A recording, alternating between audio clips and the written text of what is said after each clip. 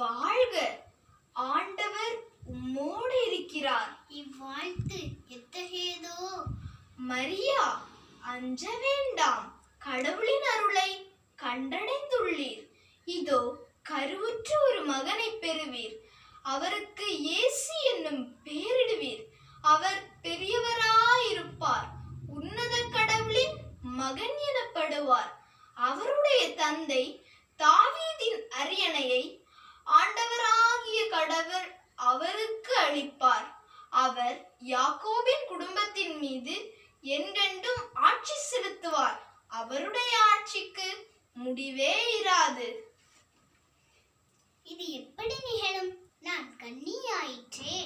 தூய ஆவி உம்மீது வரும். உன்னத கடவுளின் வல்லமை உம்மேல் நிழலிடும். ஆதலால் உம்மிடம் பிறக்கப் போகும் குழந்தை தூயது. அக்குழந்தை இறைமகன் எனப்படும். உம் உறவினராகிய எலிசபெத்தும் தம் முதிர்ந்த வயதிலேயே ஒரு மகனை கருத்தரித்திருக்கிறார்.